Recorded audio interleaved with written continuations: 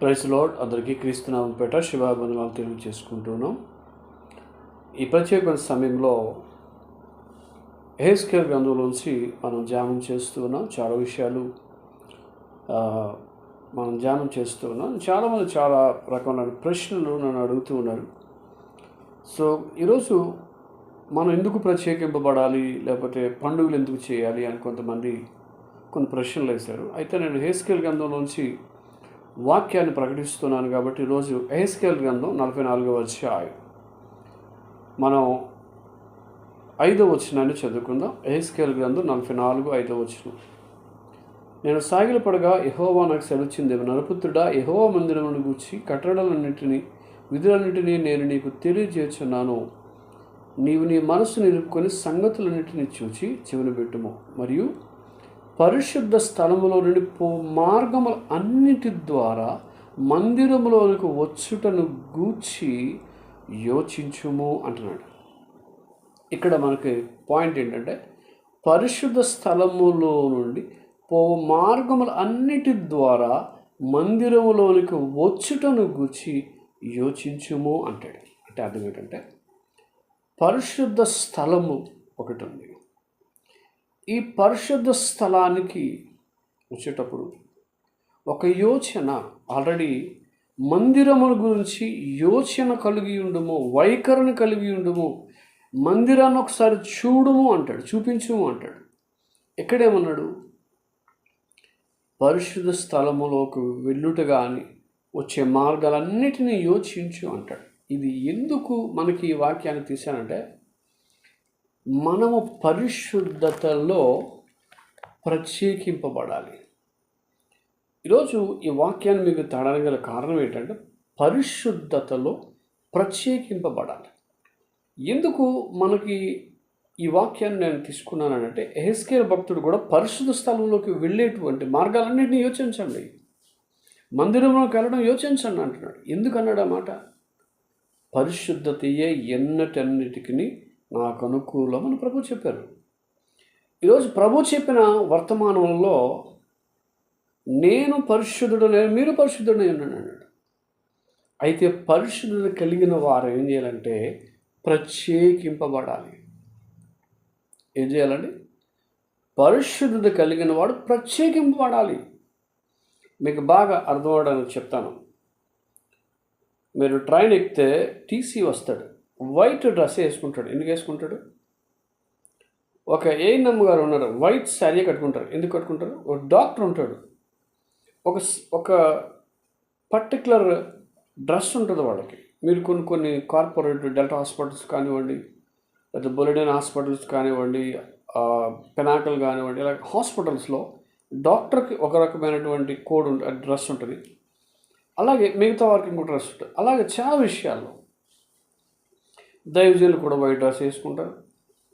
ఎందుకు white dress వేసుకోవాలి అంటే, వైట్ డ్రెస్ అనేది పరిశుద్ధతకు సింబల్ అని మనం అనుకుంటాం, కానీ వైట్ డ్రెస్ అనేది ప్రత్యేకింపబడడానికి సాదృశ్యం. ఇప్పుడు నేను బ్లూ షర్ట్ వేసుకున్నాను, అక్కడ రకరకాల కలర్స్ వేసుకున్నారు అనుకున్నాను. వైట్ షర్ట్ 10 మంది వేసుకుంటే అందరూ వైట్ షర్ట్లు కాదు. ఎందుకు మీరు వైట్ షర్ట్ వేసుకున్నారు?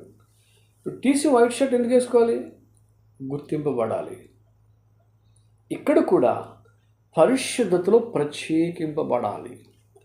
నేను 3 విషయాలు తెలియచేసిన తర్వాత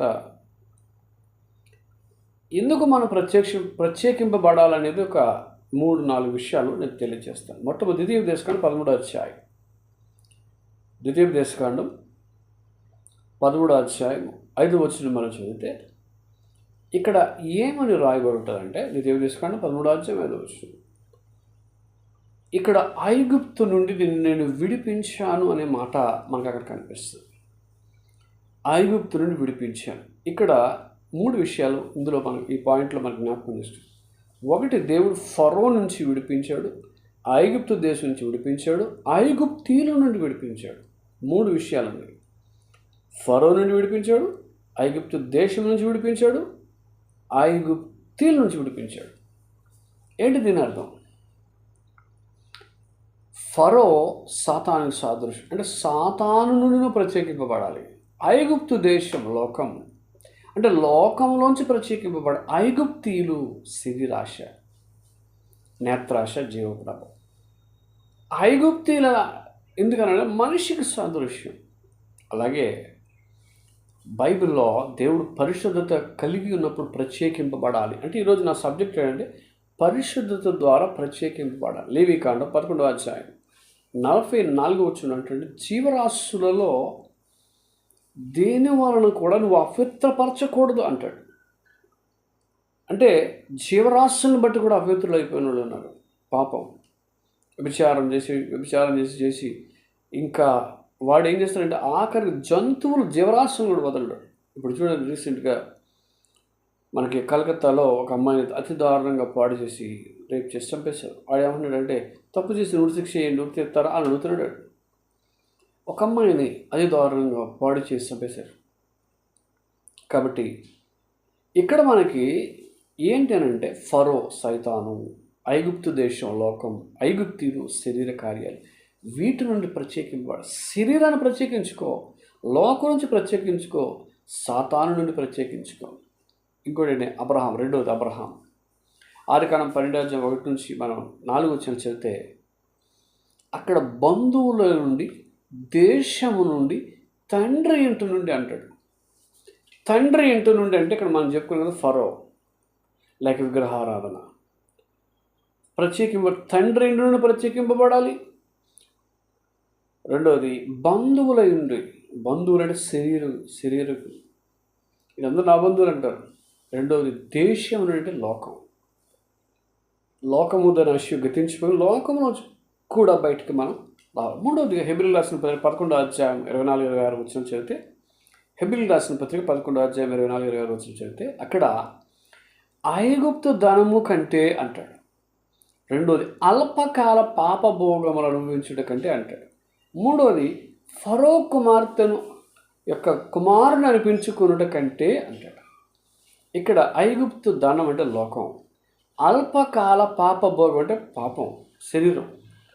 ఫరో కుమార్తెను యొక్క కుమారుని అనిపించుకున్నట కంటే అర్థం ఏంటంటే సైతాను. ఎవరు పుత్రుడు అనిపించుకో, సైతాను పుత్రుడు, దెయ్యం పుత్రుడు అనిపించుకోవాలని కాదు.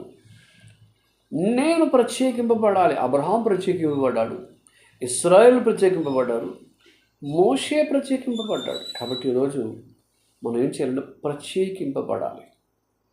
ఈ ప్రత్యేకతను దేవుడు కోరుతున్నాడు. పరిశుద్ధతలో ప్రత్యేకింపబడు. ఇప్పుడు నువ్వు పాపాత్మతో కలిసి మందగా అనుకో, నీకు వాళ్ళకి ప్రత్యేకత ఏముంది? అందరూ సిగరెట్ తాగుతున్నావు, నువ్వు సిగరెట్ తాగడానికి నువ్వు ప్రత్యేకింపబడ్డావు. వాళ్ళందరూ తేడాగా ఉన్నారు, నువ్వు కరెక్ట్గా ఉన్నావు, నిన్ను అందరూ చూస్తారు. అంటే ప్రత్యేకింపబడాలి అంటే. కాబట్టి ఇలా చెప్పుకుంటూ పోతే చాలా విషయాలు మనకు 1వ రాజుల గ్రంథం 8వ అధ్యాయం 53వ వచనంలో ఐగుప్తు నుండి రప్పించి మోషే ద్వారా ప్రమాణం చేసిన స్వాస్థ్యమగుటకు లోకమందున జనులందరిలో వారు ప్రత్యేకింపబడిరి అని ఉంటుంది. వారు జనులందరిలో ప్రత్యేకింపబడిన పరిశుద్ధత కలిగిన వారు చేయాల్సినటువంటి మొట్టమొదటి ఏంటంటే ప్రత్యేకింపబడాలి. ప్రత్యేకింపబడి పైలట్స్ కూడా వైట్ డ్రెస్ వేసుకుంటారు. చాలామంది వైట్ డ్రెస్లో, రాజకీయ నాయకులు వైట్ వేసుకుంటారు. ఎందుకు? ప్రత్యేకింపబడాలి. నెహెమ్యా గ్రంథం 9వ అధ్యాయం 2వ వచనంలో వారు అన్య జనులలో నుండి ప్రత్యేకింపబడ్డారు అంటారు. ప్రత్యేకింపబడి పాపమును ఒప్పుకున్నట్లుగా వారు అక్కడ మనం చూస్తాం. కాబట్టి ఈరోజు ప్రత్యేకింపబడిన అనుభవంలోకి రావాలి. ఏస్కేల్ 41:13 కూడా ప్రత్యేకింపబడిన స్థలంలోనే ఉండాలి అని దేవుడు కోరుకుంటున్నాడు. రోమిల్ రాసిన పత్రిక 1:2 పౌలు అంటాడు, దేవుని స్వార్థ నిమిత్తము ప్రత్యేకింపబడి తిని అంటాడు. అంటే దేవుని స్వార్థ పనికి ప్రత్యేకంగా ఉండాలి. లోకంలో ఉండి మళ్ళీ విశ్వాసంలో ఉండి, లోక విశ్వాసం ఉండి మళ్ళీ ప్రభువుల విశ్వాసం, 2 విధాలుగా ఉండకూడదు, ఒకటే. కాబట్టి ఈరోజు దేవుడు మనకు తెలియజేస్తున్నట్టే ప్రత్యేకింపబడి. అసలు దేనిలో ప్రత్యేకింపబడాలి? మొట్టమొదటి విగ్రహారాధన, 2 అన్య ఆచారం, 3 పండుగలు, 4 దేవుని కొరకు అన్నిటిని వదులుకోవాలి, 4వది ఈ లోకపు ఆచారాలు వదిలిపెట్టాలి. ఈ 5 విషయాలు నేను చెప్తాను, త్వరగా చెప్తాను, దయచేసి జాగ్రత్తగా. మొట్టమొదటిది విగ్రహార్పితం, విగ్రహారాధన. చాలామంది మనకు వచ్చేటువంటి క్వశ్చన్ ఏంటంటే, విగ్రహాలకు అర్పించింది మనం తినొచ్చా అని. తినకూడదు, ఫైనల్ స్టేట్మెంట్.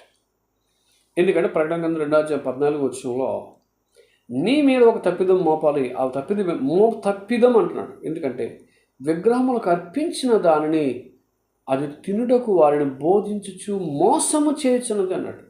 అంటే విగ్రహాలకు అర్పించి తినమని చెప్తే ఆ బోధ మోసపరిచే బోధ. ఈరోజు పేరెందుకులండి, అతను చెప్పేది ఏంటంటే నేను తినేస్తానండి అంటున్నాడు. అంటే అర్థం ఏంటంటే వాడు బైబిల్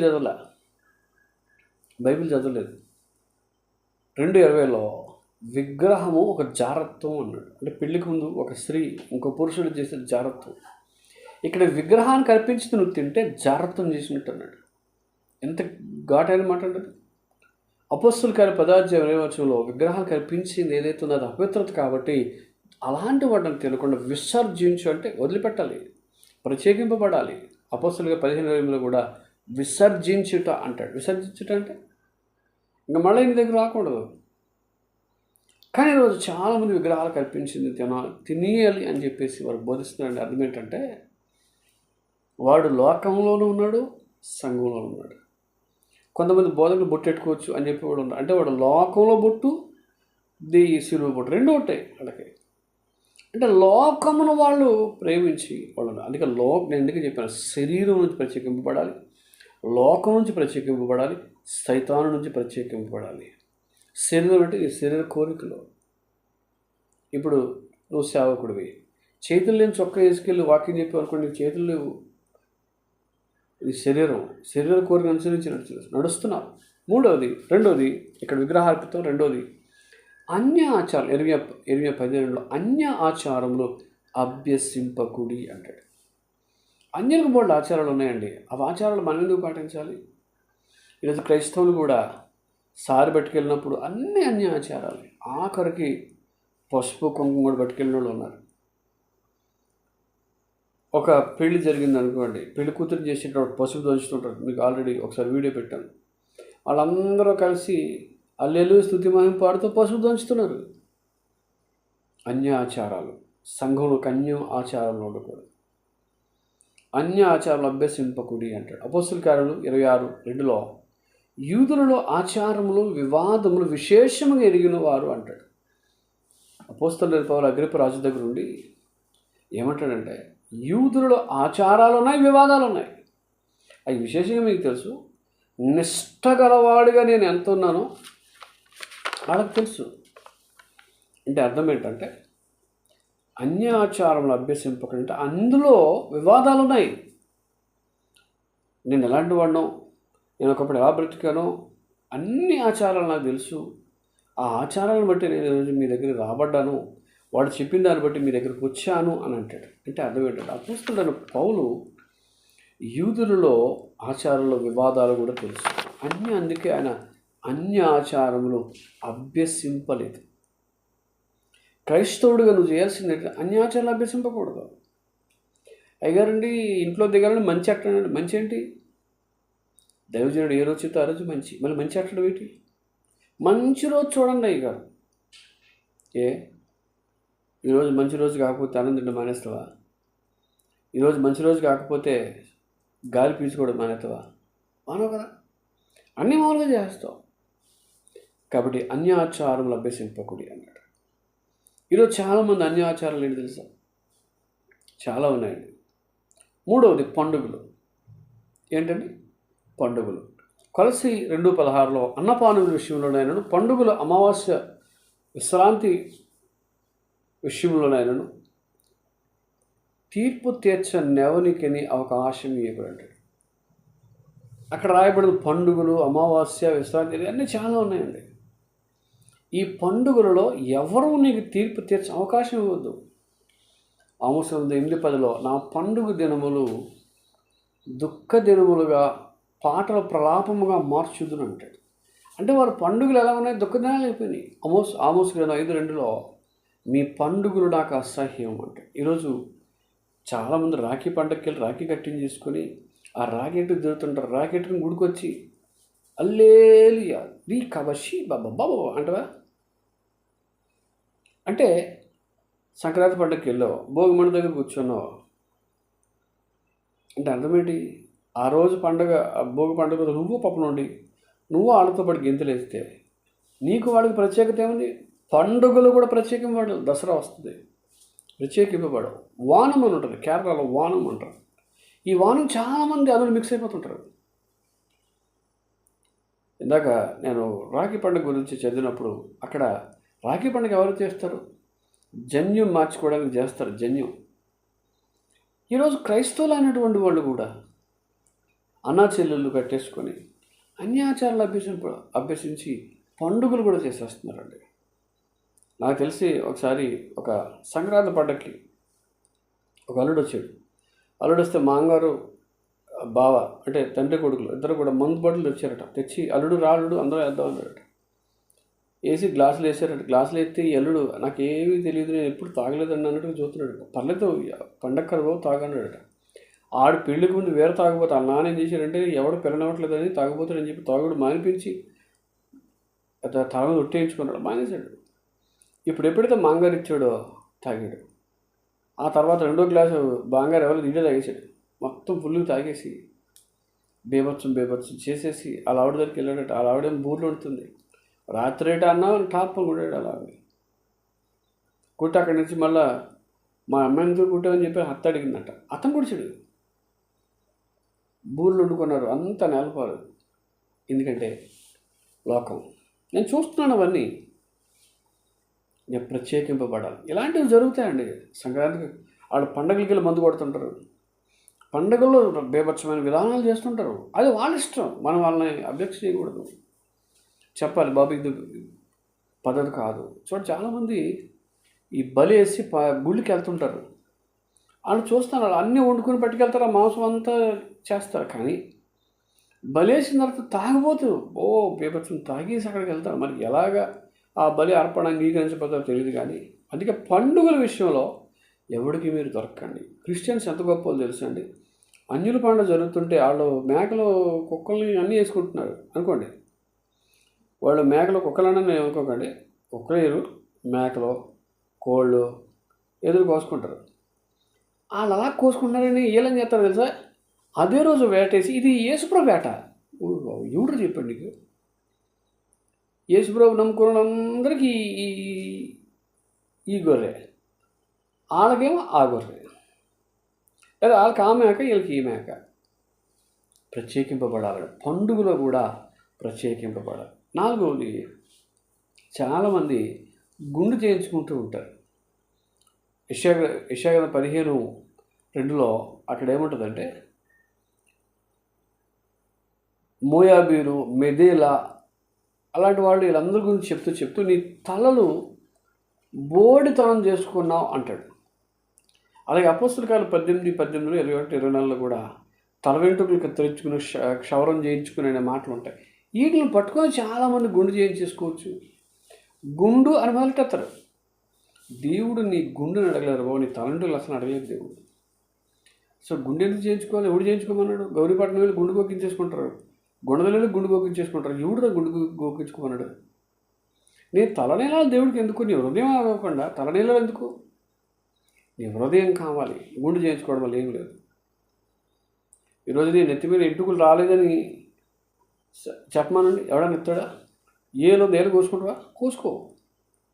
కాబట్టి ఇక్కడ దేవుడు ఏమంటున్నాడంటే గుండు చేయించుకోవడం ఇవన్నీ అన్యాచారం. నువ్వెందుకు చేస్తున్నావు అసలు? కాబట్టి ఆచారాలు అభ్యసింపకు. ఇప్పుడు ఒక స్టోరీ ఉంటుందండి. ఆ స్టోరీ ఏంటంటే ఒక దేవుడు దగ్గరికి వెళ్ళేటప్పుడు గుండు చేయించుకుని వెళ్తారు. అది ఎందుకు గుండు చేయించుకుంటారంటే ఈయన కొంతమంది ఈ గొడవలు తీసిరిగితే తల వెంట్రుకలు ఇదైపోతాయి. తల వెంట్రుకలు లేవని తెల్లి ఏం చేస్తుందని తల వెంట్రుకలు ఇస్తుంది. అప్పుడు అతను ఏం చెప్తాడంటే ఎవరైనా దగ్గరికి వచ్చేటప్పుడు ముందు నీ దగ్గరికి వచ్చి తలనీళ్ళు వచ్చి వస్తారమ్మా అని చెప్పేసి అంటారు. అందుకే ఆ తలనీళ్ళు ఇస్తారు. ఇది ఎవరికి తెలియదు, చాలామందికి క్రైస్తవులకు తెలియదు. తెలియకుండా గుండు చేయించేసుకుని ఎందుకు గుండు చేయించుకున్నారంటే దేవుడికి ఇచ్చినండి ఎటు తల. ఆ రోజు తాగుతాడు, ఆ రోజు అన్నీ చేస్తాడు, మరి గుండుకు చేయించుకుంటాడు. గుండు నీకు గుణం మారకుండా గుండు ఎందుకు? గుండు చేయించుకుంటా. 5వది, దేవుని కొరకు అన్నింటిలో ప్రత్యేకింపబడాలి. పండుగలో ప్రత్యేకింపబడాలి, తల విషయంలో కూడా ప్రత్యేకింపబడు.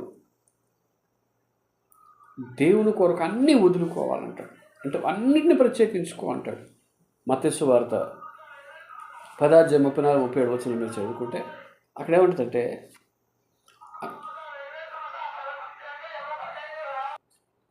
అక్కడ దేవుడు ఏమని మాట్లాడుతున్నాడంటే, తల్లిదండ్రుల కంటే, అన్నదమ్ముల కంటే, భూముల కంటే, ఇంటి కంటే, అక్క చెల్లెల కంటే, అన్నిటికంటే ఎక్కువగా మీరు నన్ను ప్రేమించాలంట. మత్తయి సువార్త 10:34-37 చదివితే మీరు 37 తండ్రి నన్ను నాకంటే ఎక్కువ ప్రేమించేవాడు. ప్రేమించండి, ప్రేమించొద్దని దేవుడు చెప్పట్లా.